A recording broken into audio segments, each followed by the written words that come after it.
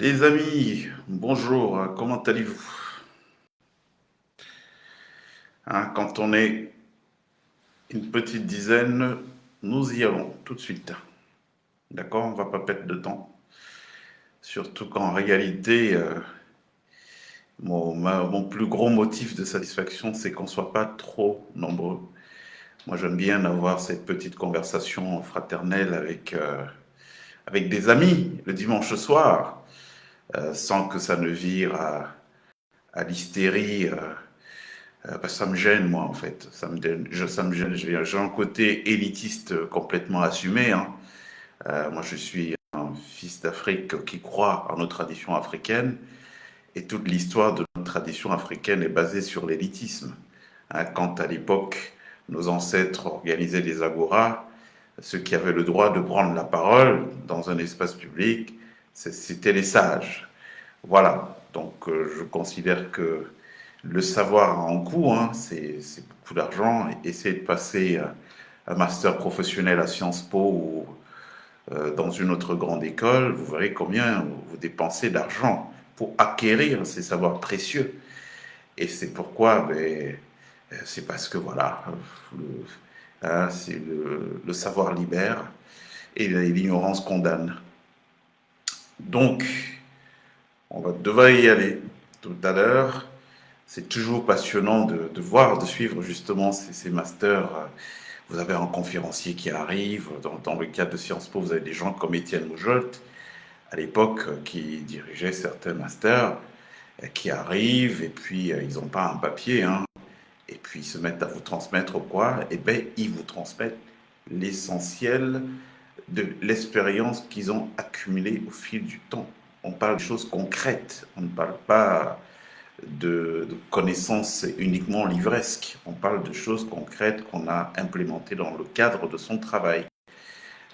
En l'occurrence, lui, c'était l'ancien directeur général de TF1. Donc, vous imaginez, s'il doit vous tenir sur un cours de communication de crise ou de gestion de crise, vous imaginez, hein, avec tout ce qu'ils ont vu passer durant toutes ces années. Donc, voilà. Vous allez bien, les amis?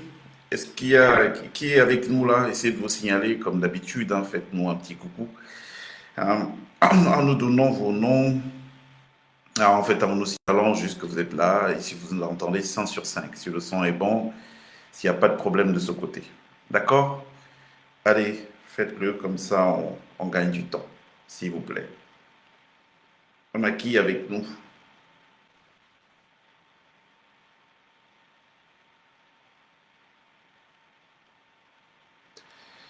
Le grand D'Angelo, il est là, il y a aussi Luc avec nous. Kléber, ouais, Kléber qui est depuis l'Angleterre. Bonjour Kléber, comment vas-tu, chef frère africain? Très épris de l'idée que l'Afrique, en tout cas le Cameroun, doit avancer et on est en train d'y travailler. Ça va arriver plus vite que beaucoup ne l'espèrent. Vous savez que quand on a passé 42 ans dans cette situation, et qu'on vous dit que cette situation peut changer, la plupart du temps, il n'y a pas grand monde qui y croit. Alors, et il y a Narcisse Dipita. Bonsoir, cher Narcisse. Comment allez-vous et où est-ce que vous vous connectez d'où, s'il vous plaît? C'est important pour nous d'avoir un tout petit peu la cartographie des gens qui nous regardent. Et puis, je crois qu'on va pas trop tarder, il faut qu'on y aille. Ça fait 4 minutes et c'est précieux, 4 minutes un dimanche soir.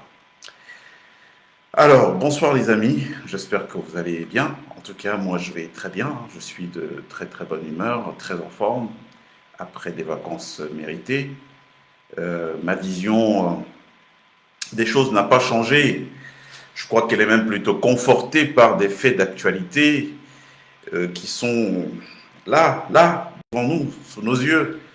Il y a quelques mois à rebours, nous mettions à nu ce gros système mafieux, en réalité, qui fonctionnait de manière sournoise, hein, qui était caché. Très peu de gens savaient que ça ne sert à rien de porter plainte à certaines personnes au Cameroun, parce qu'il y a en fait une organisation intelligente mettant en scène les différents services de l'État, gendarmerie, parfois police, les tribunaux, donc procureurs, et puis le personnel politique, les médias achetés pour répandre des versions et pour organiser des assassinats sociaux. C'est-à-dire que quand vous avez affaire à l'un de ces personnes, à l'une de ces personnes, eh bien, il a la possibilité de payer dans la presse pour qu'on vous repande des rumeurs sur vous, bref, qu'on vous détruise votre image. Alors, j'en parlais il y a quelques mois.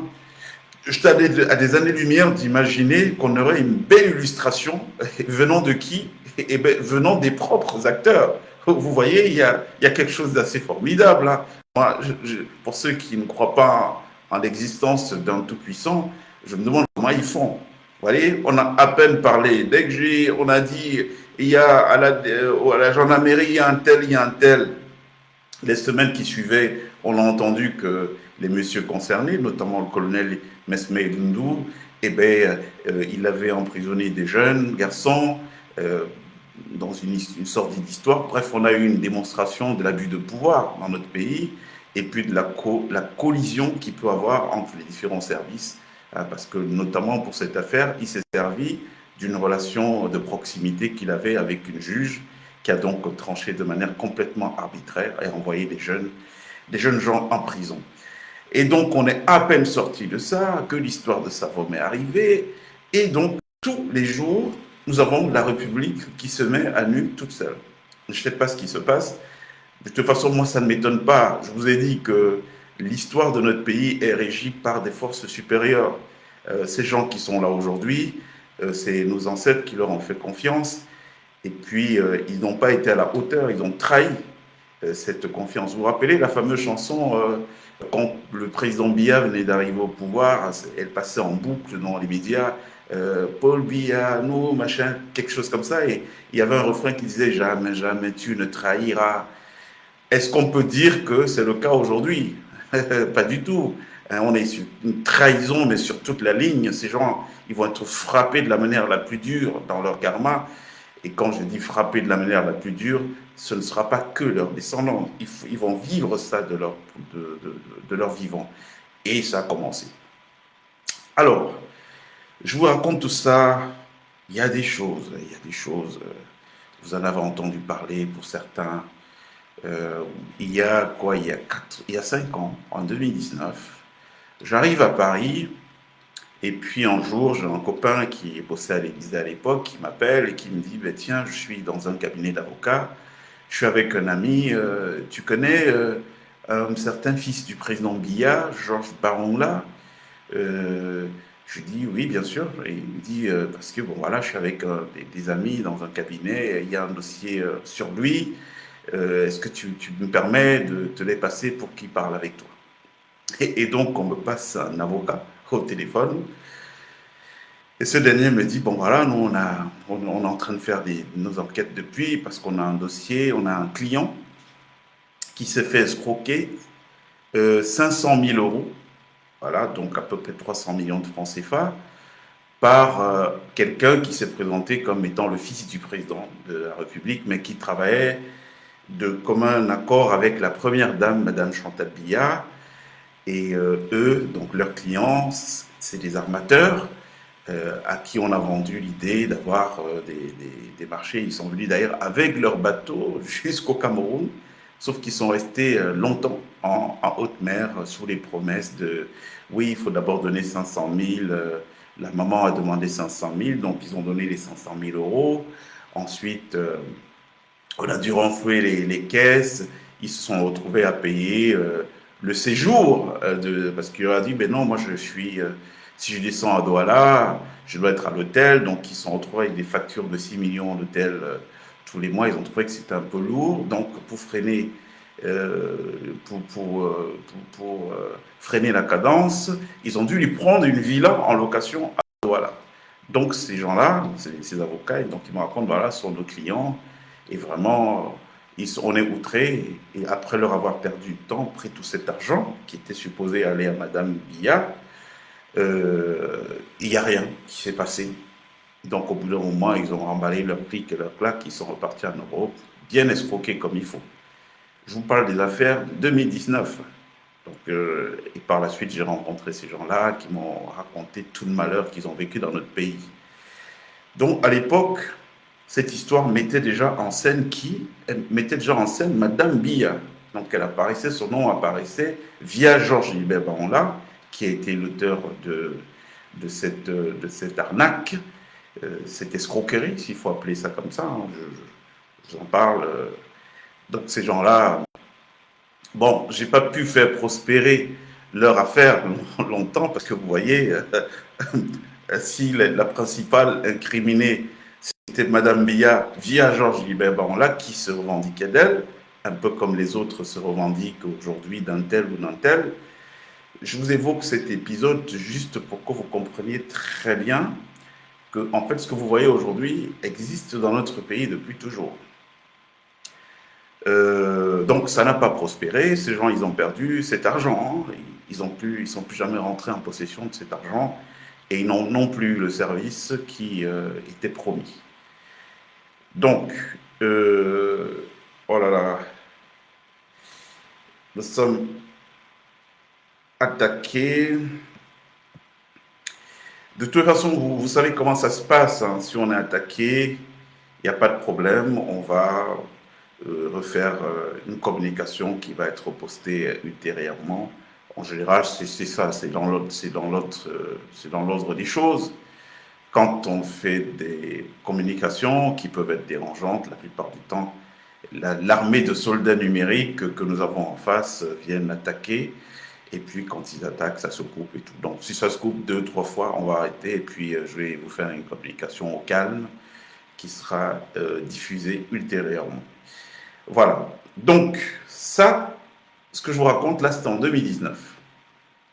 Là, récemment, on a entendu parler d'une histoire de gens qu'on a arrêtés parce que, moi, je me souviens de quelque chose, hein. Et c'est pour ça que ça m'amuse toujours quand j'entends dire qu'il y a des choses qui se font au Cameroun et que le président ne serait pas au courant. Mais franchement, de vous à moi, comment on gouverne pendant 42 ans un pays sans avoir l'information stratégique de ce pays? Vous-même, vous pensez que c'est possible de garder le pouvoir, le conserver pendant 42 ans si on n'a pas le levier numéro un de la conservation du pouvoir qui est l'information? Moi, je ne pense pas que ce soit possible. Je ne pense pas que ce soit possible que le président soit ignorant de tout ce qu'on raconte. Moi, je pense qu'aujourd'hui, au contraire, il faut se poser la question. Et là, je suis plus si ce n'est pas quelque chose de bien organisé. Surtout que, je vais vous faire une autre confidence. L'ancien directeur de cabinet civil, euh, Martin Bellinguet-Boutou, l'ambassadeur Martin Bellinguet-Boutou, vous savez, il se passait quelque chose de formidable à son temps. Beaucoup de gens ne le savaient pas. Il était réputé d'être champion des rapines en tout genre. Donc, vous alliez lui verser de l'argent pour faire quelque chose, il ne le faisait pas. Et puis, si vous essayez de vous plaindre en faisant remonter l'affaire au vieux, eh ben, il n'y avait quasiment pas de suite. Ben, il n'y avait pas de suite, pourquoi? Parce qu'il était à un tel niveau de complicité avec le vieux, ça je peux vous le dire, hein, et je ne crois pas trahir en secret, parce qu'il y a beaucoup d'autres gens dans la République qui doivent être au courant de ça.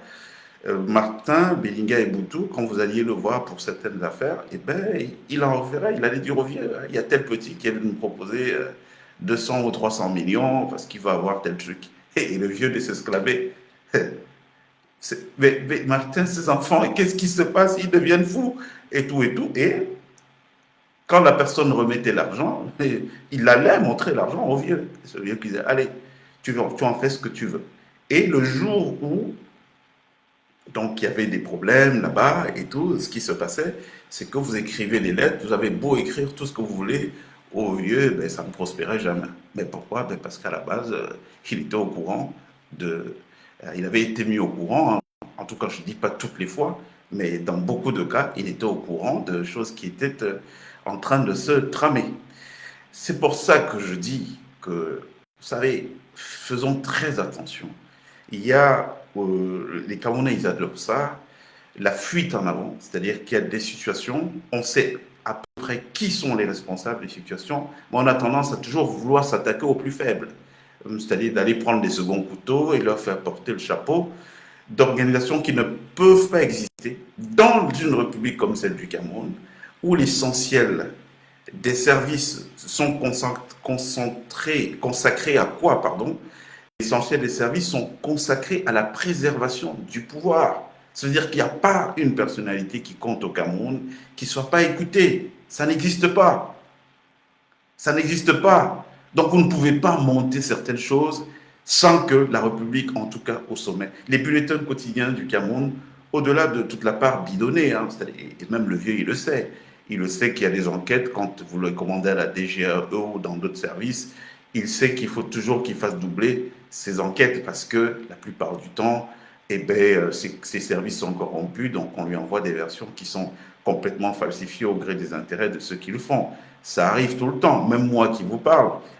On a écrit des notes à l'époque en 2018 sur moi disant que j'étais un infiltré de Canito qui était venu prendre le parti républicain et tout. Et c'est parti toujours du palais. C'est du palais qu'on m'appelait pour me dire mais fais attention, voilà la note qui est parvenue au vieux sur toi aujourd'hui. Donc pour vous dire quoi? Pour vous dire que ces services-là sont dévoués à une seule chose, la préservation du pouvoir suprême par le président. Donc vous ne pouvez pas, au Cameroun, il faut dire ça à des naïfs, il n'y a aucune organisation intelligente qui peut se mettre en place au Cameroun pour poser des larcins, pour poser des forfaits comme tous ceux dont on entend. Si le sommet n'est pas informé, c'est impossible. Moi, je vous le dis en toute honnêteté, vraiment arrêtons d'attaquer des pauvres collaborateurs auxquels on fait porter des chapeaux, pour peut-être des histoires où ils sont que on les oblige d'être des seconds couteaux, quoi. Hein, c'est-à-dire, tu es là, ben, c'est pas toi qui vas aller dire non, mais cette affaire même qui se passe là, j'ai la bénédiction, ou alors c'est le sommet qui m'a demandé de le faire.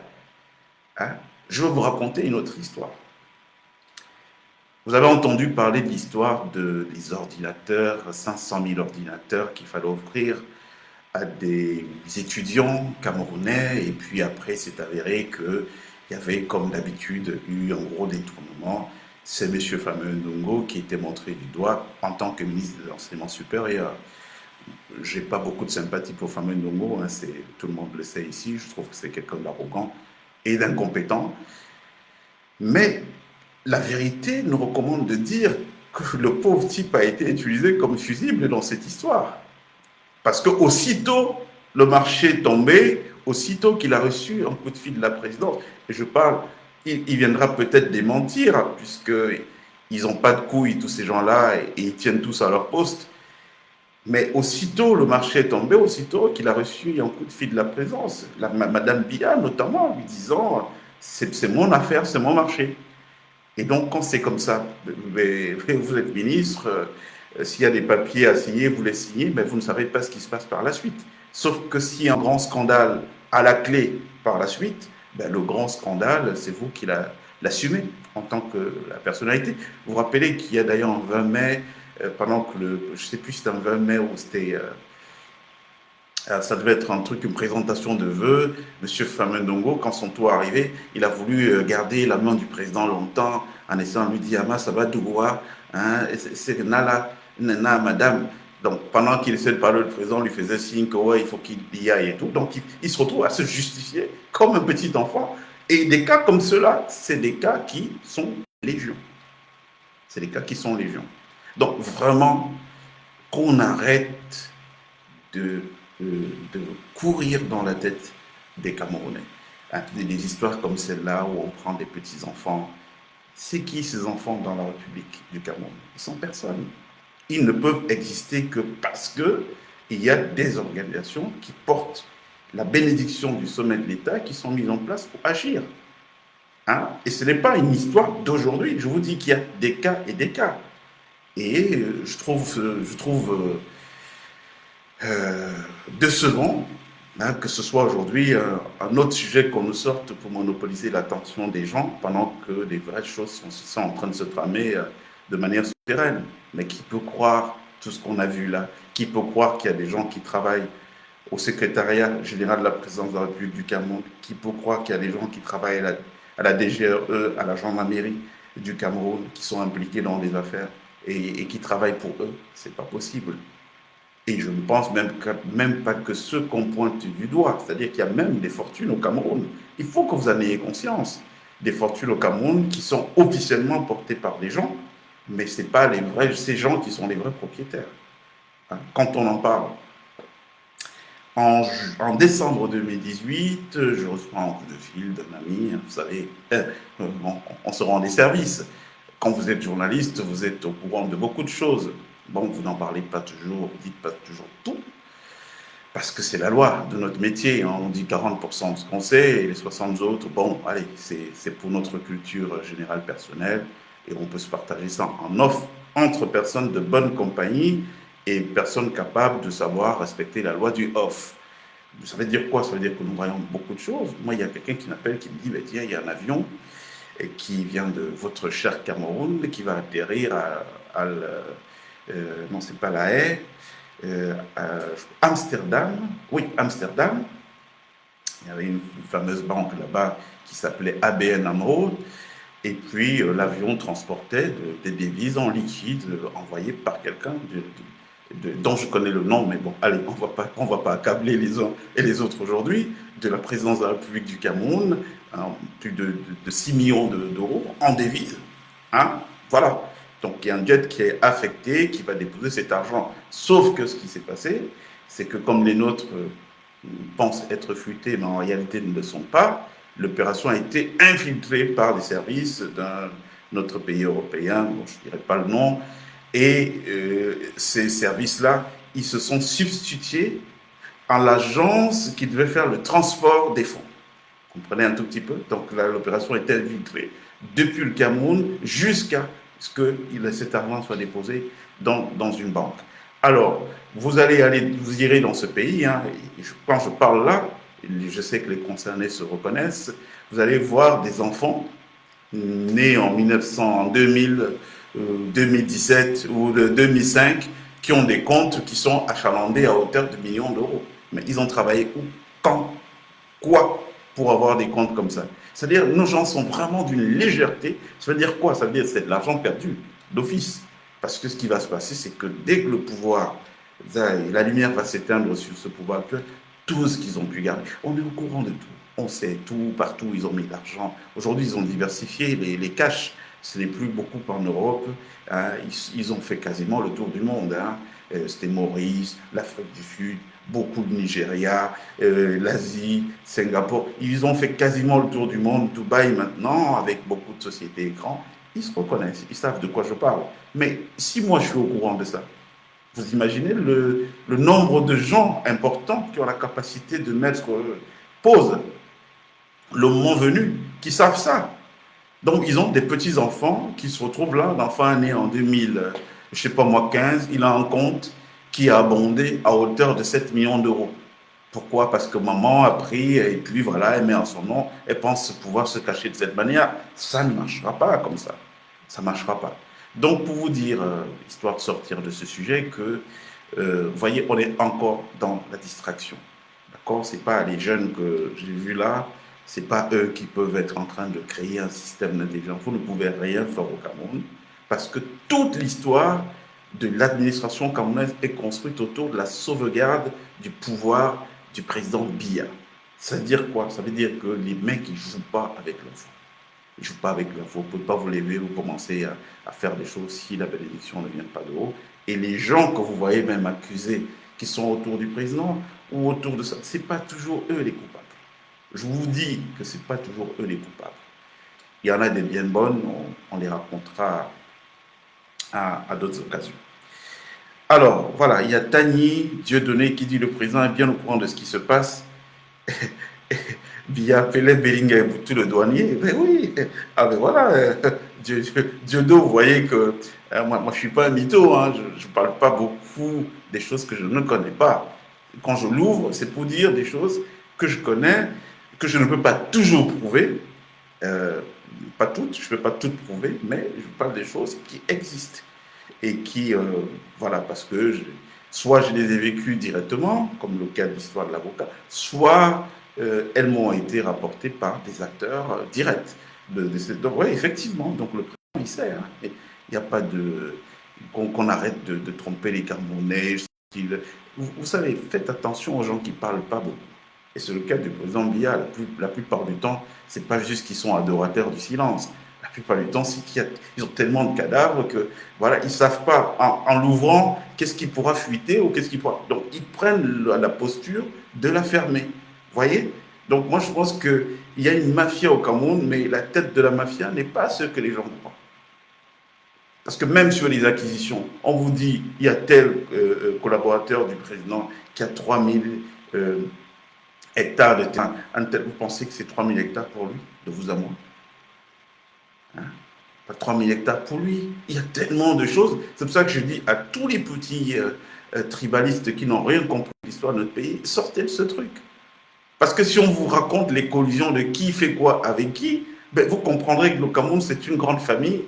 Et là où vous allez chuchoter au nom d'un tel, pensant qu'il y a une proximité géographique avec la personne chez qui vous allez bavarder, et parfois cette personne a plus de liens avec celui que vous pensez éloigné de lui.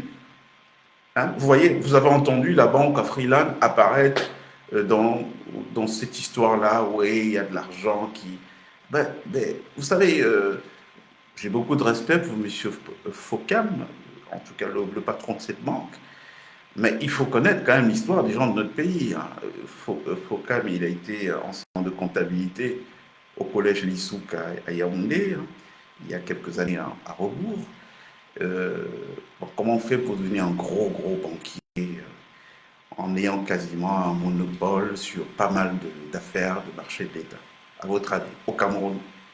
Vous pensez que nous sommes dans une société où, par le simple effort personnel, individuel, le mérite, on peut s'élever pour faire des choses? Mais non, tout est sous contrôle. Donc, la banque Afriland, vous devez le savoir aujourd'hui, c'est quelque part une propriété des billards, d'où toutes les opérations qui se passent là-bas. Comprenez? Et c'est même peut-être parce qu'il y a quelques petites mésententes, quelques petits bisbis, que vous voyez que l'histoire de la Société Générale qui ferme au Cameroun, elle n'est pas immédiatement rachetée ou absorbée, donc son réseau absorbé par Afriland. Mais sinon, ça se ferait. C'est ce qui se ferait. C'est la même famille. C'est les mêmes gens. Et Fokam, il doit ce qu'il est devenu au président Biya, qui ne fait pas beaucoup de bruit. C'est pas le seul. Hein. Ils sont nombreux. Je connais même des patrons de médias qui ont été fabriqués de toutes pièces et qui jouent le jeu d'opposant parce que c'est le rôle qu'on leur a écrit. Faites l'opposant comme ça pour l'opinion publique internationale. Ça montre que nous, on est un pays de démocratie où il y a de la liberté et compagnie. Donc faites vraiment très attention. Le Cameroun n'est pas ce que vous voyez ou ce que vous entendez les gens dire. La problématique aujourd'hui, c'est qu'il y a un tel niveau de confusion qui est entretenu par quoi? Qui est entretenu et par ceux qui parlent des sujets qu'ils ne maîtrisent pas et par ceux qui sont manipulés parce qu'on leur envoie des bribes d'informations qui vont permettre d'en rajouter à la confusion. Et donc, du coup, on est dans une grande cacophonie qui fait que les Camerounais eux-mêmes ne savent pas où ils en sont très exactement. Donc, voilà. Tagne et Dieudonné, merci Dieudo pour votre générosité. Oui, tout à fait. Pas que le blanchisseur des barons. Je vous dis que ce que Fokam il est devenu au Cameroun, il le doit au président Biya. Et il n'est pas le seul.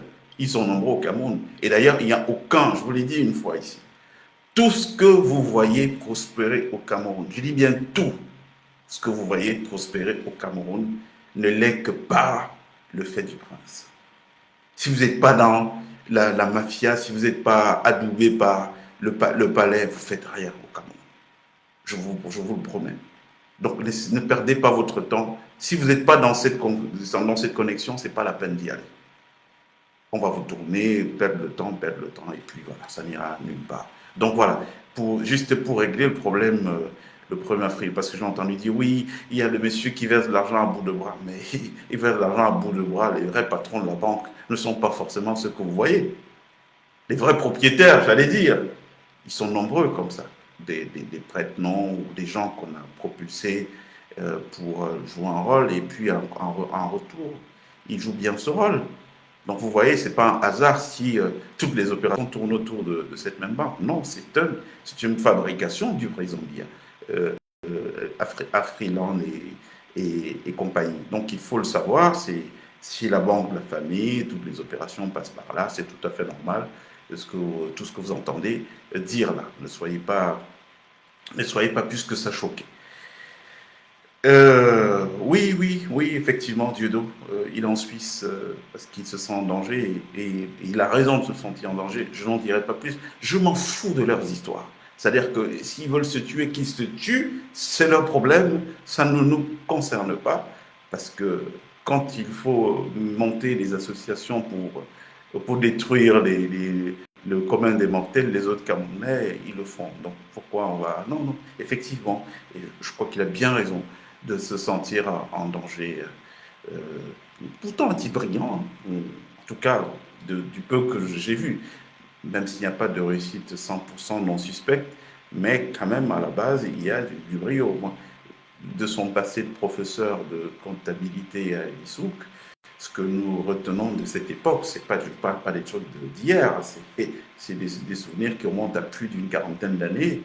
Il a toujours été brillant, c'est-à-dire que le commentaire, les témoignages que ceux qu'il a tenus à l'époque font de lui, ils sont tous dithyrambiques. C'était quelqu'un qui était vraiment à côté des clous et tout, et qui voilà, avait sa vision des choses, déjà très dans la contradiction des systèmes existants et tout. Mais bon, force est de dire qu'il n'a pas pu devenir ce qu'il est devenu au Cameroun sans la bénédiction des BIA, d'où toutes les opérations que vous voyez tourner autour de cette banque, parce qu'en réalité, ils sont les copropriétaires de la banque. Voilà, si on peut dire les choses comme ça, le morceau est craché. Bon, alors, on va évoquer d'autres sujets une fois qu'on est sorti de ça. On va parler d'autres choses. Vous avez vu qu'il y a un nom qui est revenu parmi les jeunes à qui on a essayé de faire porter le chapeau de toutes ces affaires-là. Il y a un certain Bidima. Alors Bidima, je vous parle de lui pourquoi? Je vous parle de lui, pas parce que c'est lui qui est le sujet d'intérêt. C'est qu'il est le fils d'un type qui s'appelait Ernest Elaevina. Ernest Elaevina, c'est un ingénieur agronome sorti major de la promotion, de sa promotion, la 7e promotion, de l'école fédérale d'agronomie du Cameroun. Voilà. Donc, sorti major, très brillant, hein, tout le monde est d'accord dessus à l'école.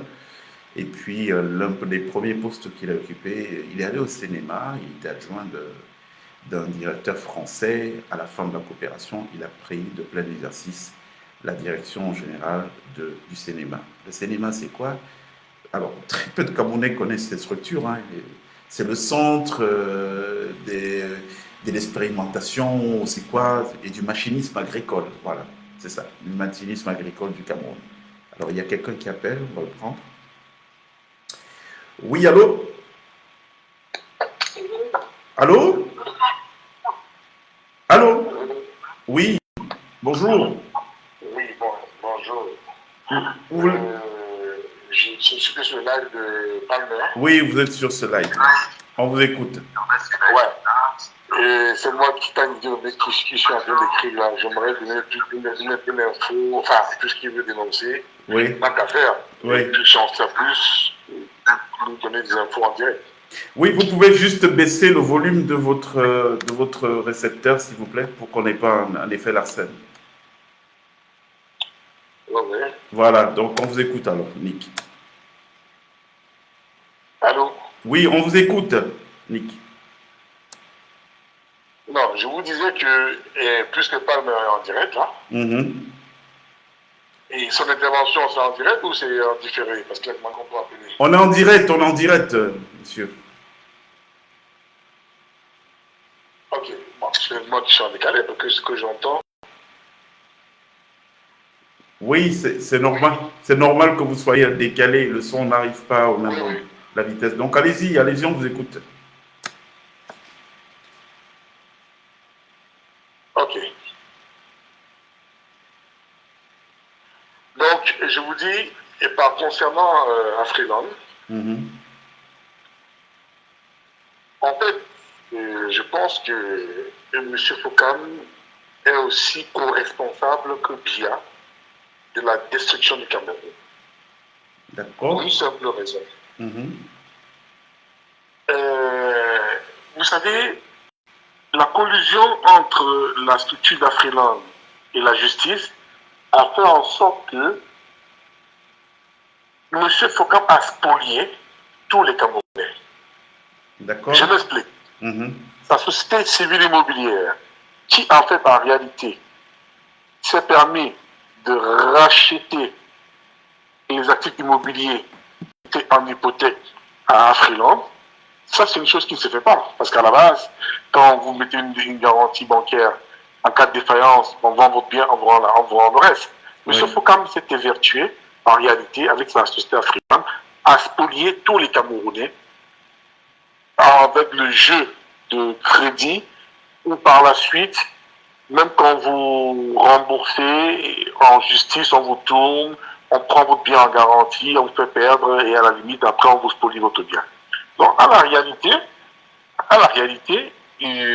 Fokam est un bras armé de Bia où ils ont complètement spolié le Cameroun. Ça, c'est de un. Et de deux, si vous observez aujourd'hui le directeur d'Afriland,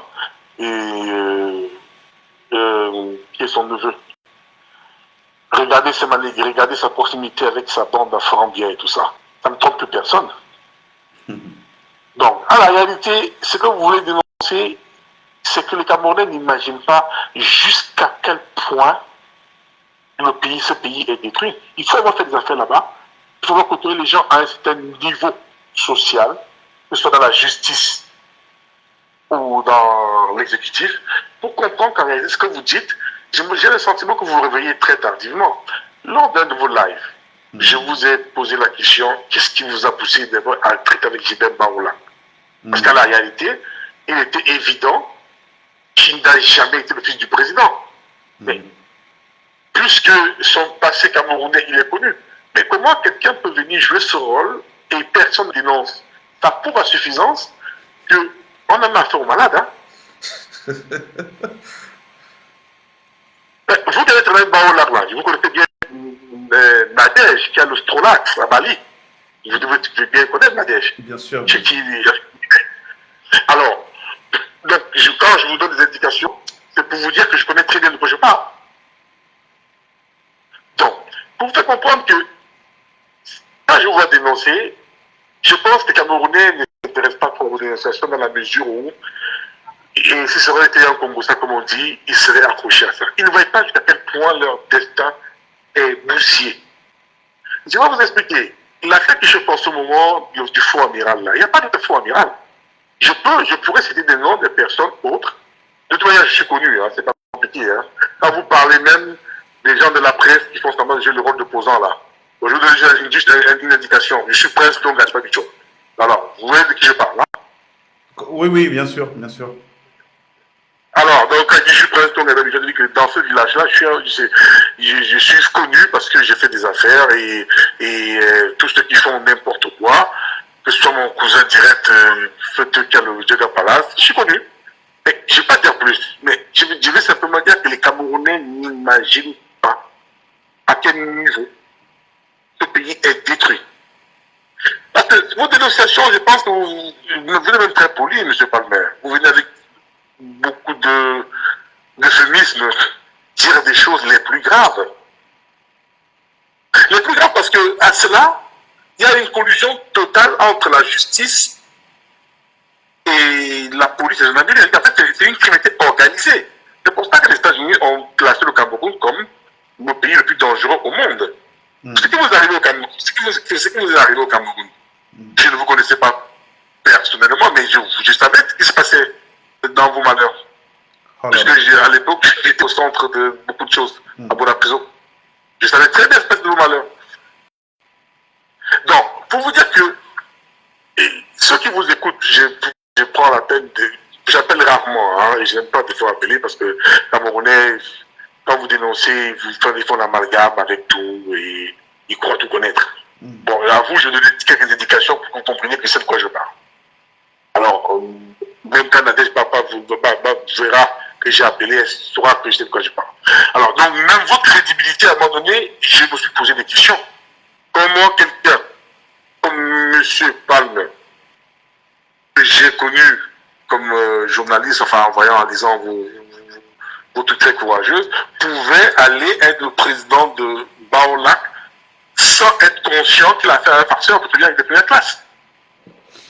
En fait, je vous appelais pour vous demander, mais qu'est-ce qui s'est passé?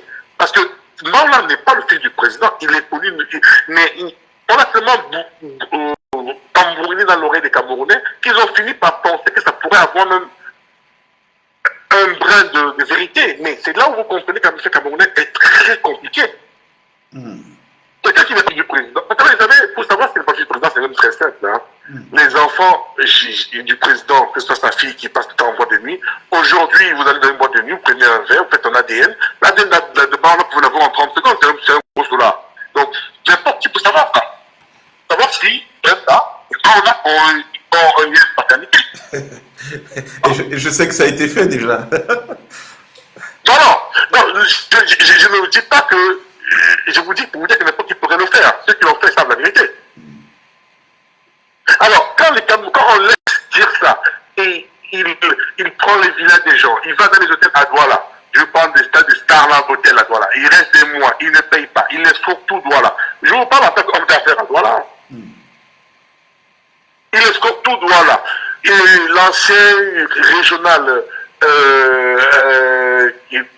régional, qui finit par penser qu'il était de l'enfant du président. Les gars des renseignements, quand vous avez affaire à eux, qui même doute, ça passe.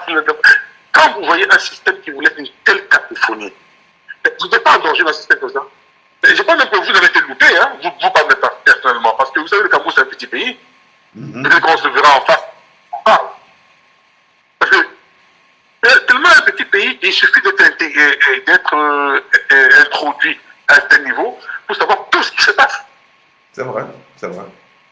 Alors, et surtout quand vous êtes fils des anciens dignitaires comme nous autres. Bon, Tani, c'est pas que je suis militaire, j'ai des jumeaux, mon nom de famille, il est autre. Donc, ceux qui me connaissent savent connaître qui je suis. Ceux qui fouillent un peu plus, j'ai 4000 amis, vous saurez vraiment qui je suis si vous fouillez un peu nos amis en commun. Mais je connais tout le monde. Connaître tout le monde, ça veut dire c'est quoi? Quand je vous vois faire dénoncer avec beaucoup d'euphémisme, je me dis que vous-même, c'est un peu comme Doc Bonny, le médecin cardiologue qui se plaint à l'acheter. Il a dit, mais toi-même, grand frère, vous vous réveillez trop tard. Vous vous réveillez trop tard dans une chose qui est alarmante, hyper alarmante. Parce qu'au-delà de la destruction des souris qu'ils font, ils ont détruit les mœurs, les mentalités, en fait, les valeurs, tout est détruit. Ça veut dire qu'aujourd'hui, il y a même des faux débats. Je n'ai rien contre mon jeune frère Samuel Eto'o, c'est un grand footballeur. Mais il y a même lieu de se demander si, aujourd'hui, il ne faudrait pas peut-être rendre célèbre un enfant idiot qui viendrait faire toutes les leçons du monde quand on voit son enfant à l'école. Parce qu'en fait, le temps qu'on passe à former nos enfants, c'est le plus la peine, il faut le jouer au ballon et puis après ils deviennent des as et des ingénieurs en tout. Ouais. Donc le Cameroun, voilà où on en est arrivé. C'est-à-dire que vous vous posez la question, pourquoi payer des bonnes sommes à mon enfant si un cancre qui est en Kouloulou, en jouant au football, va venir un jour être génie face à mon enfant, face aux problèmes de société pour lesquels mon enfant a été formé à résoudre. Donc, quand vous voyez le cas du Cameroun, vous dénoncez, vous-même qui dénoncez ça, je n'ai pas envie d'être public, mais enfin, en tout cas, même au haut niveau Cameroun, ils me connaissent. Parce que vous, si on vous écoute là, ils vont fuir en 30 secondes, ils seront qui à Paris. Mais je ne parle même pas plus. Mais je dis seulement aux dénonciateurs comme vous là, que mais, vous me faites même rire. Faites rire parce que je me dis, mais est-ce que vous avez vraiment été imposé? Quand je vous dis qu'on a appelé Bellingham le douanier, il ne vous dit pas une chose pour parler derrière mon dos, hein. Non, attendez, je vous dis, M. Palmer, si vous êtes bien introduit, fouillez, vous verrez qu'au plus près de ces gens-là, ils savent qui est Taï Djelomi. Okay. Ils vous donneront mon nom réel. Ils savent. J'étais au Cameroun pendant 10 ans, je suis rentré au Cameroun en 2008. Après Corona, quand j'ai compris le système, après Corona, je suis remonté sur Paris étant malade et je ne suis pas reparti parce qu'en fait, les enfants avaient grandi et ils sont rentrés en France et comme ils étaient. Enfin. Ok. Le bac là-bas et après ils sont rentrés et que la famille rentre à Paris, je suis rentré à Paris. Donc pour vous dire que quoi, M. Palmer, je vous dis à vous qui dénoncez, je ne suis même pas certain que vous Je sais que je suis les journalistes. Je ne dis pas ça pour vous dire que vous ne savez pas beaucoup de choses. Mais si vous vous rapprochez vers certains Camerounais, vous allez tomber de votre chaise. Ok. D'accord. C'est-à-dire que si vous prenez la peine même de me rappeler en off, peut-être que si nous à Paris, qu'on se voit, qu'on en parle en face, je pense que je ne suis pas sûr que vous aurez le pouvoir de dire certaines choses. Hein.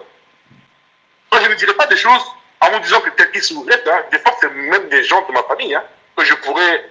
Que je vous dis, lui, là, c'est mon cousin, lui, c'est mon frère, lui, c'est. Et vous pouvez taper certaines, vous avez. Hein. D'accord. Ça veut dire qu'au Cameroun, il y a des gens. Je vais vous dire une chose. J'ai grandi à Paris avec un grand frère, avec homme. Des fois, le monde en parle. Je ne peux pas parler de lui parce que c'est comme un frère pour moi. C'est un grand frère, tout ça. Mais quand vous voyez des grands frères qui avaient un discours comme j'étais jeune et qui sont rentrés au Cameroun à un autre discours, vous vous demandez mais s'il y a une schizophrénie dans peut-être les Camerounais. Je vous parle c'est mon grand frère, c'est bien, je dors chez lui à la cité quand on est ensemble, on boit nos alcools, il vient chez moi, mais je ne dis pas, je ne suis pas en train de parler mal de lui, parce que quand il va entendre, il va comprendre, mais je me demande si il n'y a pas une forme de schizophrénie qui a attrapé tous les Camerounais dans leur ensemble. Ouais. Bon, mais en tout cas, je vous souhaite beaucoup de courage, mais si vous avez du temps que vous êtes à Paris, on va prendre un verre, comme vous êtes journaliste, je me promets de vous dire des choses, pas on dit. On n'a pas dit on dit. D'accord. Et ce n'est pas on dit, c'est avec message, c'est avec de mon portable quand vous envoyez, vous allez lire, vous allez voir, vous allez comprendre que ce pays-là, moi-même je tremble. Je tremble parce qu'en fait, en réalité, même les militaires n'ont pas le pouvoir. Ou alors, ils sont tellement désorganisés qu'ils ne peuvent rien faire. Oui, tout à fait. C'est plus ça. Ou alors, c'est tellement un pouvoir militaire villageois que le prix du bain de sang est tellement élevé, l'équation, quand les militaires veulent prendre le pouvoir. Ils font l'équation du bain de sang. Un peu comme en Guinée-Conakry, hein. C'est pas parce que comme ça. Hein. N'importe quel village veut prendre le pouvoir, on ne peut pas tirer sur lui. Après, l'histoire de Doumbouya, là, c'est un cirque. Des Malinqués, c'est un cirque. Et il y aura le même cirque de boule au Cameroun, hein. Ok. Non, mais parce que ils sont introduits là, ils vont faire ci, ils savent ça. Je leur dis, le jour où ils sauront la vérité, ils prennent le cas de la Guinée-Conakry, ils comprendront le cirque qui va se passer au Cameroun. D'accord. Je vous remercie beaucoup. En tout cas, je vous remercie, monsieur. Cher Dieudonné, je vous remercie beaucoup pour votre générosité et pour le temps que vous nous avez accordé. Vous savez, nous, on n'est pas détenteurs de la science infuse. Nous considérons qu'on a une agora et on est là pour irriguer le flux d'idées. Et donc voilà, tout le monde est le bienvenu et merci beaucoup vraiment. Je suis honoré d'avoir eu votre appel. C'est moi qui vous remercie de votre courage. Merci. Voilà, donc une très très belle contribution. Il y a un autre appel de Londres. Allô, bonjour. Allô? Allô? Allô? Oui, vous nous entendez?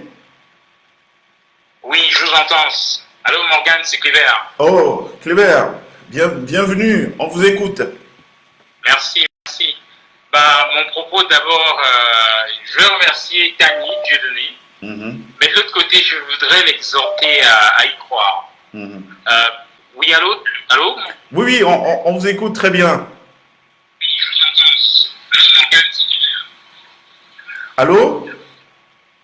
Oui, Morgane, ouais, tu m'entends là? Oui, là c'est bon.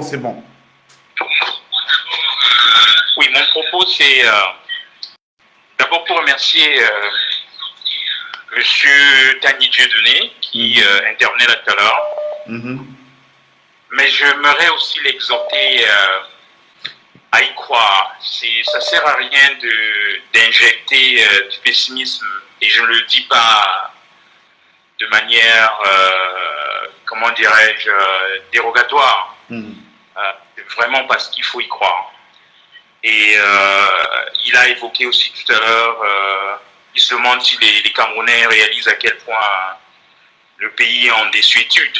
Mais que de décrire. La question, à mon avis, c'est que devrons-nous faire par rapport à cette situation? Et de plutôt aider à développer une stratégie pour réveiller les consciences. Pour moi, c'est ça le plus important. On a des problèmes, on le sait. Il connaît des trucs que nous, on ne connaît pas et il peut nous aider à mettre ça en lumière. Mais au-delà du décrire, il faut développer une stratégie pour réveiller les consciences. Sur ce plan, par exemple, j'ai regardé, je peux appeler ça une conférence de M. Camteau, qui expliquait que l'ECAM ferait croire aux gens qu'il n'y aurait que 19 000 de la diaspora qui seraient inscrits. C'est un scandale. Mais c'est révoltant. Mais qu'est-ce que nous, on fait, nous, la diaspora, qui contribuons énormément à soutenir le Cameroun? Toi, tu parles du côté social, ça n'existe pas chez nous. C'est nous, en fait, qui jouons ce rôle. Mais on a un gouvernement, on a des gouvernants qui nous traitent avec autant de dédain. Et nous, on accepte ça. Ouais. Pourquoi ne commencerons-nous pas, par exemple, je sais pas, un plan d'action, tout le monde signerait une pétition qu'on ferait circuler dans les missions diplomatiques pour demander à ces gens-là, et pas demander, pour prouver effectivement que des voix sont supprimées. Moi, je ne parle même pas des compatriotes qui ont pris les doubles nationalités. Je parle seulement des Camerounais réguliers. Le code électoral, l'article, je crois que c'est 272, parle des Camerounais établis ou vivant à l'étranger qui ne s'inscriraient que sur des listes auprès des missions diplomatiques. Ça, c'est très, très malin, ça. Parce que ça veut dire quoi?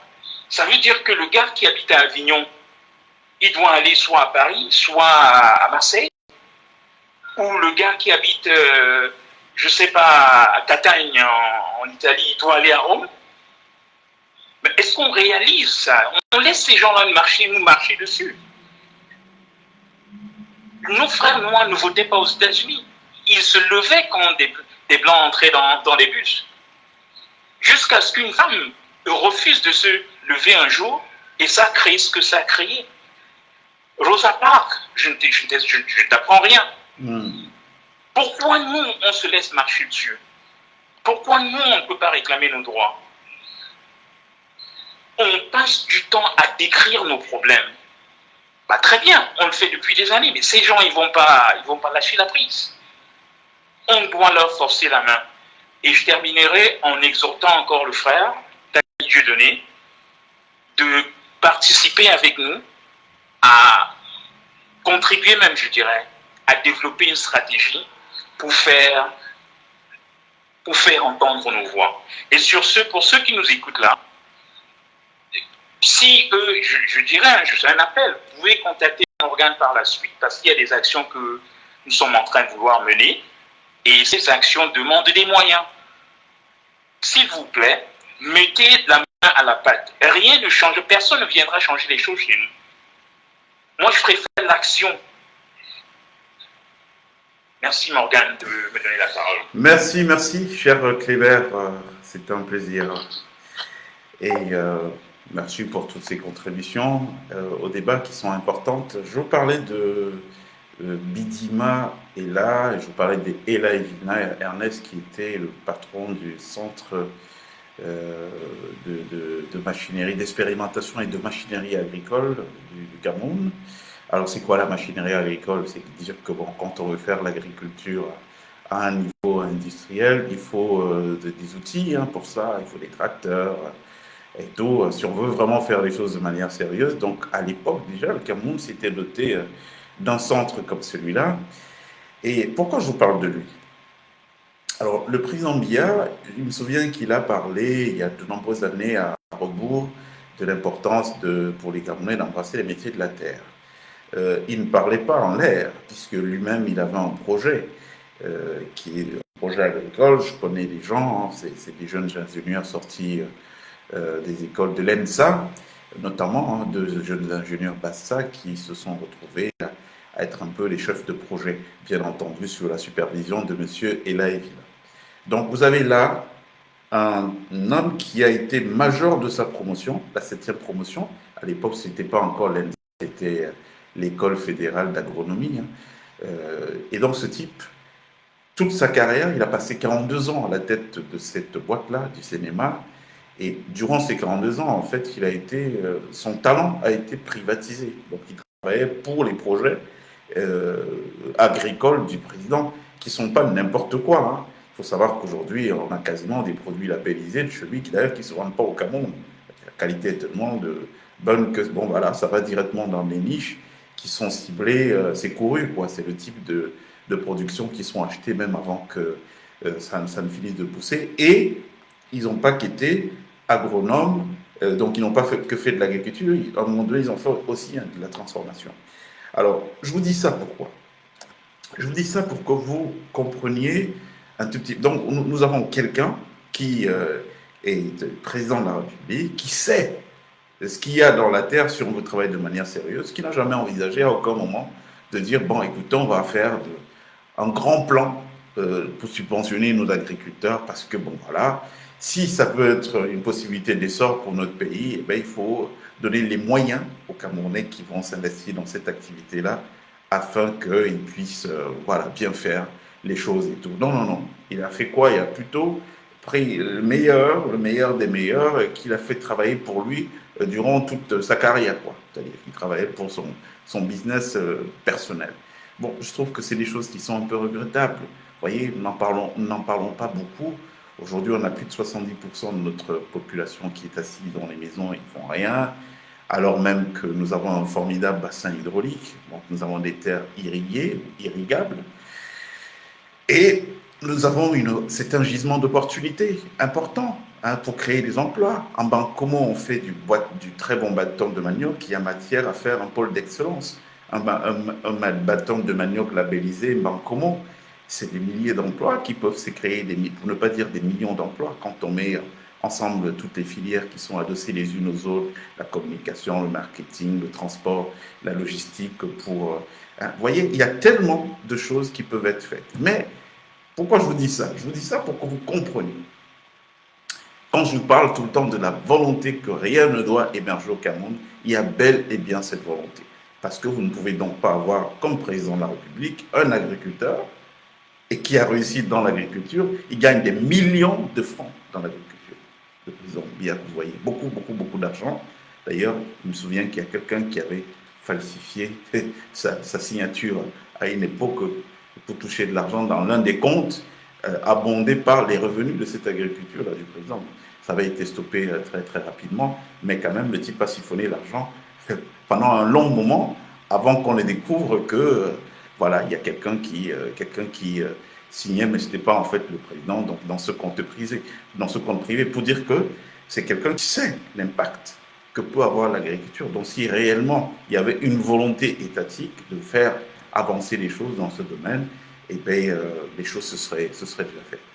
Voilà, merci pour les appels. Il y a Armel qui essaie de nous joindre. Armel, vous pouvez nous rappeler maintenant là, pour qu'on essaie d'avoir une discussion avec vous, avoir votre contribution, et précieuse votre contribution, vous qui êtes très à l'aise avec les questions de spiritualité et de religiosité. Parce que pour moi, c'est pas la même chose. Religiosité, c'est autre chose. Spiritualité, c'en est une autre encore. Donc, si vous pouvez nous appeler, parce que je me posais la question aujourd'hui, c'est bizarre. On n'a pas, bon voilà, Armel appelle, je vais lui poser la question directement. Allô, Armel? Allô? Oui, bonsoir, Morgane. Bonsoir, Armel. Comment allez-vous ce soir? Très bien, merci. Ah, je vais vous cueillir à chaud avant que vous ne partiez sur ce que vous avez prévu partager avec nos frères. Je vais vous poser une question qui est simple parce que je m'interrogeais au cours d'un dîner avec des amis. Je me disais, mais au fait, alors il n'y a pas un continent où il y a autant de croyants qu'en Afrique, dans toutes les religions, avec des gens qui développent une vraie passion pour ces religions.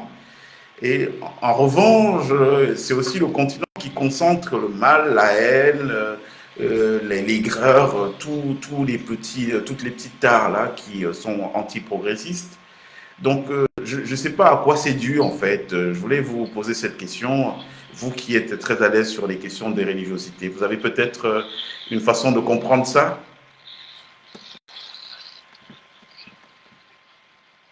Oui,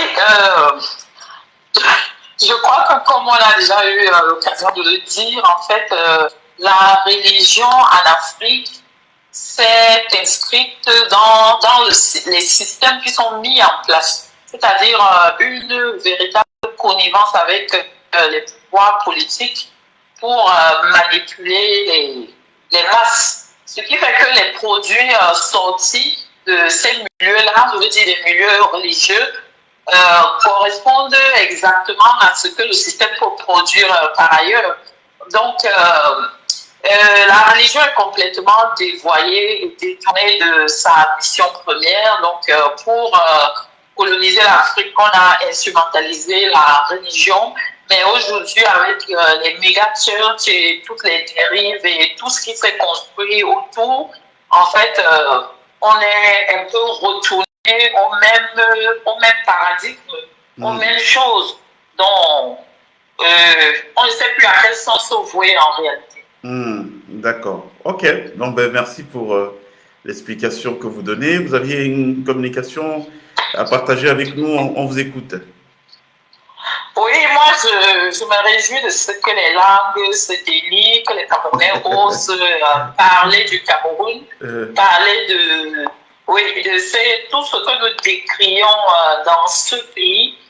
Je voulais d'abord un peu m'attarder sur quelque chose que j'ai entendu plusieurs fois parce que plusieurs personnes ont dit mais Morgan Palmer, c'est un journaliste de talent, un professionnel, comment il a pu se faire avoir par le monsieur de Liam Limal et puis pourquoi il a accepté d'aller collaborer avec Georges Libert Baron là.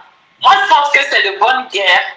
C'est de bonne guerre parce que il y a un décalage entre quelqu'un qui parle d'une situation de l'extérieur et quelqu'un qui est un insider. Parce que quand on a été au cœur du système à l'intérieur, oui, on a des témoignages de première main, on peut parler vraiment avec autorité de ce qu'on a vécu, de l'expérience qu'on a pu avoir, du ressenti même qu'on avait de l'intérieur. Donc, pour moi, c'est un plus en réalité. C'est un plus. Parce qu'avant, on savait que ça allait mal au Cameroun, que le système était complètement pourri à l'intérieur, mais on n'avait pas des témoignages vraiment de personnes qui ont vécu ces choses-là, à part peut-être le livre 100% de Angoulou et Ballet, ou quelques informations, quelques brevets d'informations ici et là.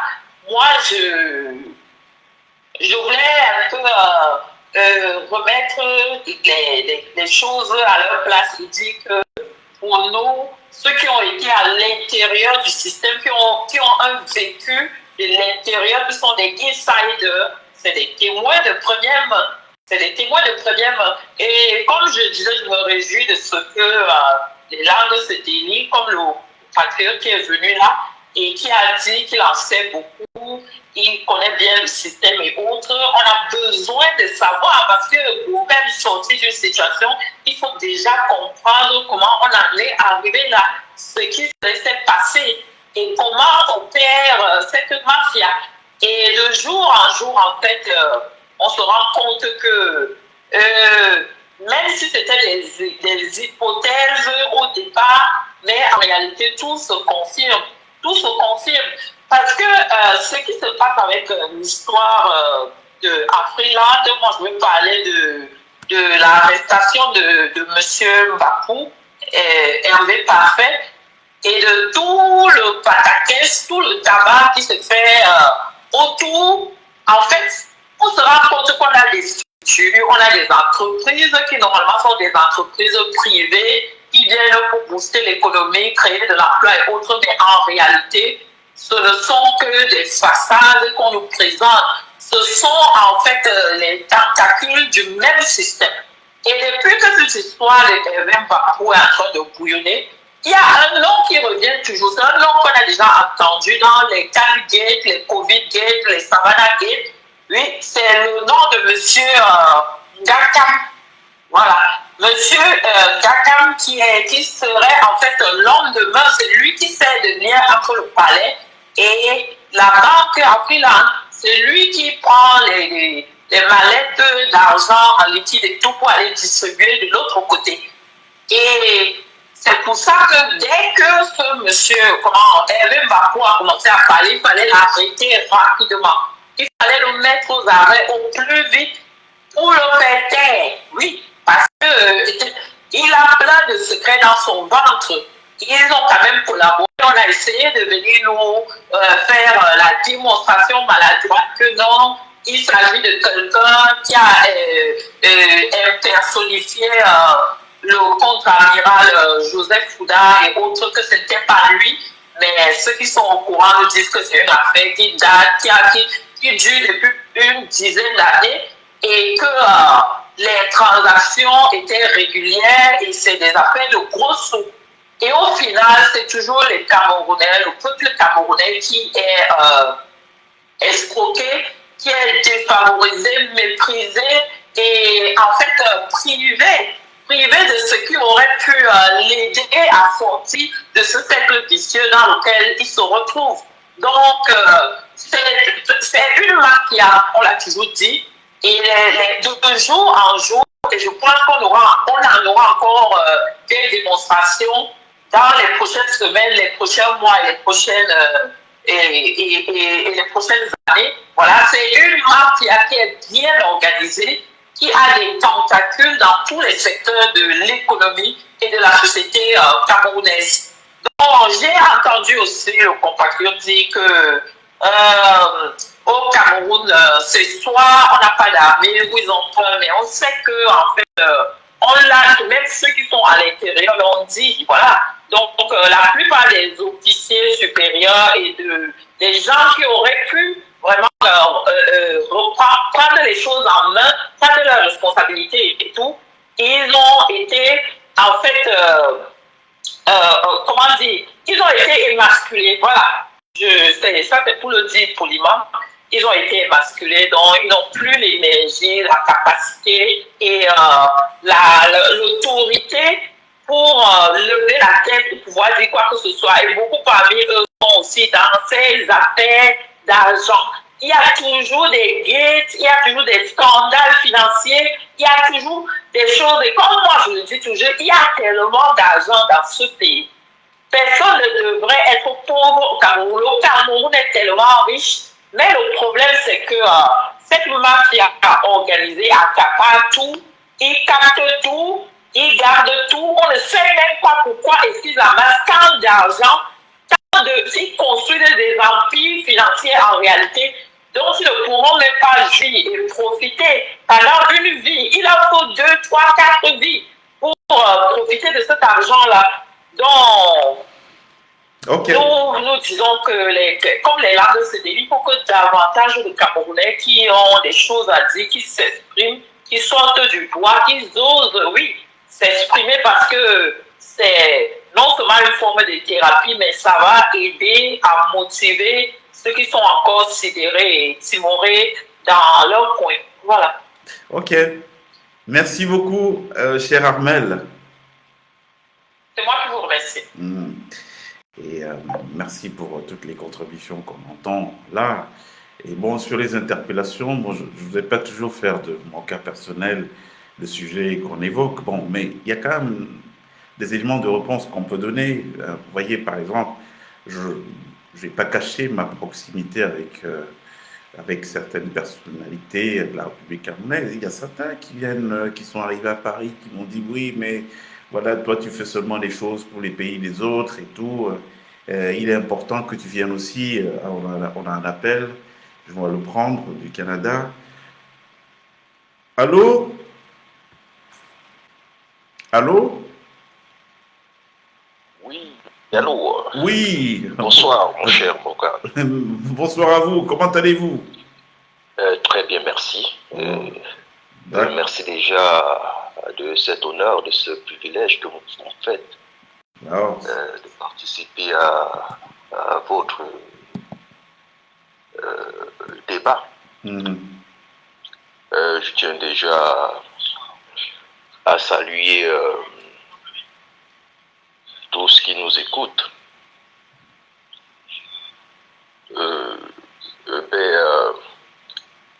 J'aimerais un peu apporter ma contribution sur plusieurs points. Donc déjà le point sécuritaire et le point spirituel. D'accord. Donc, nous voyons tout ce qui se passe dans notre pays en ce moment. Donc, j'aimerais d'abord l'aborder dans le sens sécuritaire d'abord. Je vois depuis un certain temps le vent du soulèvement de certains chefs militaires ou de certains militaires dans le pays, dans la sous-région. Donc le débat également anime les chaumiens au niveau du Cameroun. Mais sauf que les gens ne comprennent pas que la situation du Cameroun est complètement différente. Parce qu'au Cameroun, les militaires, surtout les chefs militaires, sont engraissés. Mais comment est-ce qu'ils vont se lever pour essayer de renverser leur table? Parce que leur table est confortablement installée. Et donc ils se couvrent, ils s'engraissent. Donc personne ne peut renverser sa propre table. Il l'a lui-même dressée. Donc nous voyons déjà que c'est déjà compliqué pour que les chefs militaires ou les militaires se lèvent. Il y a un phénomène au pays que vous devez vraiment faire très attention. Déjà, au pays, il y a cette particularité. Quand vous voyez des gens qui se lèvent et qui s'érigent en grand opposant, faites très attention avec ces personnes. Parce que ces personnes ont pour objectif de créer ce qu'on appelle la diversion. La diversion comment? Pour en fait identifier les vrais opposants. En fait, les vraies personnes qui ont vraiment soif au changement. Donc, ils créent un mouvement, ils attirent les vraies personnes qui ont soif au changement pour complètement les éteindre dans l'œuf. Donc, pour ceux qui connaissent très bien la sphère politique, comme on disait tout à l'heure que le Cameroun est géré comme une famille. Et c'est même le modèle, parce que j'écoute aussi souvent les gens disent quel est le modèle de gestion au Cameroun, c'est la dictature ou non. C'est une gestion familiale. Parce que nous comprenons même quand on a un mouvement, les séismes, les éboulements par-ci, les inondations par-là, on sort l'argent du contribuable, on nous dit c'est le don. Et où est donc la contribution de l'État ou du pays? Parce que le pays doit venir en aide. Donc on nous dit, le père de la nation a fait un don. Donc, vous voyez comment déjà le modèle, c'est un modèle de gestion familiale. Comment un père de famille peut gérer sa famille. C'est ce modèle qui est en réalité installé au Cameroun. Donc, pour ceux qui cherchent le modèle de gestion au Cameroun, c'est déjà la réponse. Ce n'est ni la dictature, ni quoi que ce soit. C'est le modèle familial qui est installé au Cameroun. Donc, et d'un autre côté, raison pour laquelle moi j'entends souvent les gens, retrouvons-nous, faisons un mouvement. Est-ce que les gens, les Camerounais savent les mouvements scientifiques qui ont été avortés? Tellement de mouvements qui ont été montés pour essayer de faire changer les choses. Mais cela n'a pas marché. Parce que soit des gens qui montent, parce que le régime en place, dès qu'il reste par exemple 5-10 ans, ils font monter un mouvement pour essayer de prendre le pôle et de détruire tous qui ont des vraies aspirations de changement. Donc, c'est ça. Et aujourd'hui, tous les services que nous voyons au Cameroun, par exemple la DGRE, le service extérieur, renseignement, le contre-espionnage à l'intérieur, tout ça, ces organisations n'ont que pour but, ils ne peuvent même pas espionner même le petit Tchad, même la Guinée équatoriale, ne font rien. Leur travail, c'est de maintenir et d'espionner le Cameroun. En fait, leur sphère de travail, c'est à l'intérieur du pays, c'est même pas à l'extérieur. Parce que, si vous voyez, dès qu'ils ont même l'information, c'est les services extérieurs qui les informent même des menaces même, parfois, de leur pays. Donc, ça veut dire qu'ils ne servent absolument à rien. Mais ils sont beaucoup plus efficaces à l'intérieur parce qu'en fait, ils doivent maintenir le Cameroun d'où toutes les couches sont, comment dirais-je, neutralisées aujourd'hui. Ils maîtrisent tout, les taximens, le monde, la nuit, tout ça, ils contrôlent tout. Donc, maintenant, qu'est-ce qui se passe? Nous entrons maintenant dans le monde, en fait, dans le domaine spirituel. Quel qu'en soit, je le dis toujours même aux amis, quel qu'en soit le mouvement scientifique pour le changement qui peut être implémenté au Cameroun, cela sera voué à l'échec. Ce n'est pas pour décourager les gens, mais pour donner, comment dirais-je, restituer la vérité. Depuis 1984, le Cameroun n'est plus dirigé par un humain. Je pèse bien mes mots. Depuis 1984, le Cameroun n'est plus dirigé par un humain. Ça veut dire ce que ça veut dire. C'est un peu comme l'histoire du peuple juif au temps de Salomon, qui a été injecté de son trône et que le peuple a été dirigé plusieurs années par un être autre que humain. Si vous voyez un peu l'histoire du peuple juif, le peuple juif a été dirigé à un moment donné de leur histoire par une entité qui n'était pas humaine au temps du règne de Salomon. Donc, c'est le même scénario au Cameroun. Et qu'est-ce qu'il faut faire? Ils ont neutralisé le centre spirituel, je dirais,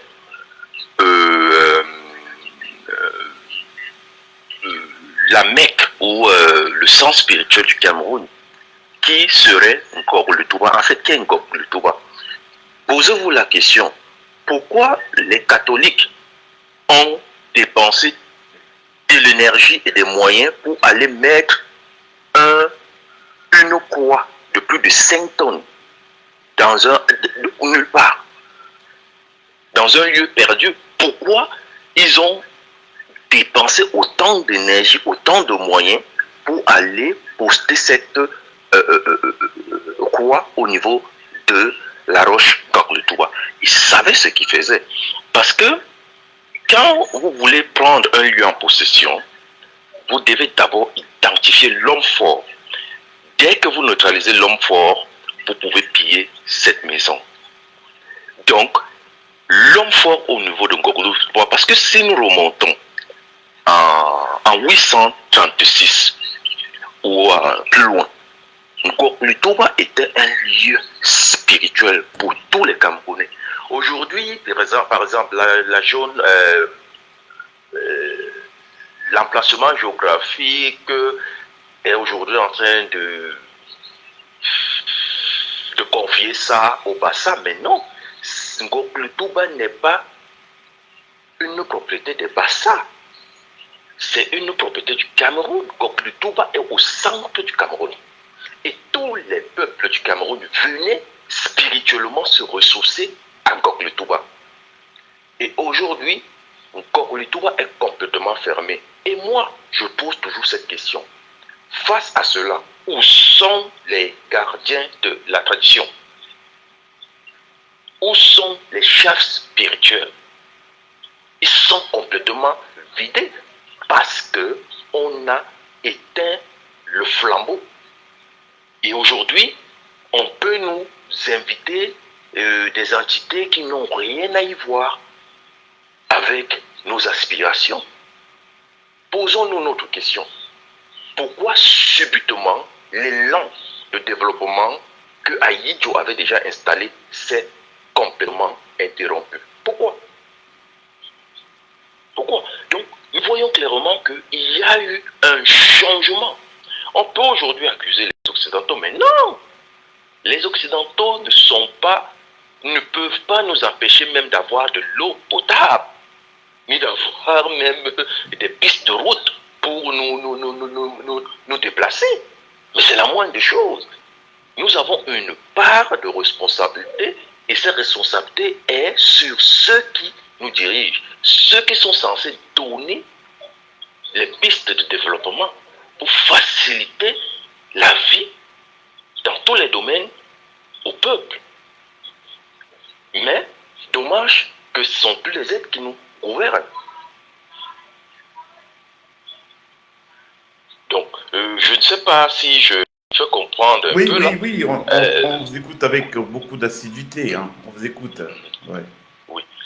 Donc, j'aimerais aussi ajouter pour encourager et confirmer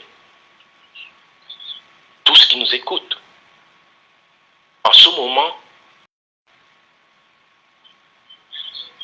la spiritualité du Cameroun, qui est censée nous donner à tous le bonheur, est debout. Je vais vous donner quelques exemples. Vous voyez ce qui se passe en ce moment au Cameroun. Ceux qui nous dirigent n'ont plus le contrôle aux entités que eux-mêmes ont invitées pour venir asseoir leur pouvoir. Ils ont complètement perdu le contrôle. Eux-mêmes ne savent même plus ce qui se passe. Parce que les entités se sont développées et ont développé ce qu'on appelle l'indépendance. Ils ne sont plus sous leur contrôle. Ils ne peuvent plus les diriger, ils ne peuvent plus les contrôler. Et d'où nous voyons tout ce qui se passe aujourd'hui. Et notre travail est en ce moment de renvoyer ces entités d'où dans leurs origines, dans leur lieu d'origine, et libérer notre Cameroun. D'où nous allons tout faire pour s'aimer la confusion entre ceux qui nous dirigent et dévoiler tous leurs secrets. Et aujourd'hui, soyez prêts, vous allez voir les révélations au Cameroun vont sortir en cascade. Et attendez, vous n'avez encore rien vu. Ça va barder. Donc, c'est notre travail aujourd'hui de restaurer l'ordre actuel dominant au Cameroun, ou d'origine au Cameroun, du Cameroun.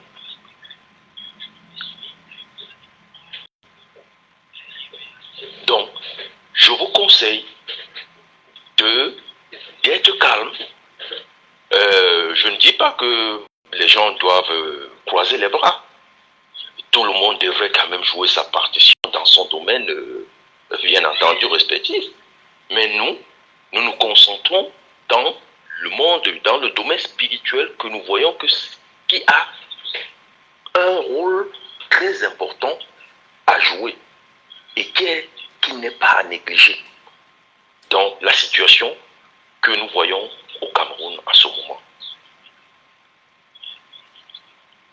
Donc, je ne sais pas si vous avez des questions. Non, mais c'était très édifiant. Vous savez, nous laissons parler parce que justement, le problème que nous rencontrons dans notre pays aujourd'hui, c'est que les gens ne s'écoutent plus. Hein, on ne prend pas le temps d'écouter les autres. Et puis, du coup, ça crée une cacophonie. Donc, moi, je vous remercie beaucoup pour cette contribution, cher frère du Cameroun. Oui.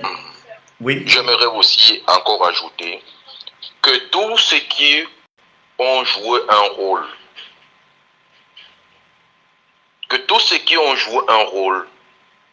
pour mettre notre pays là où le pays est aujourd'hui, ils rendront compte. Tout ce qu'ils font, l'aller cacher quelques miettes par-ci par-là, à gauche et à droite, créer des bêtes, non.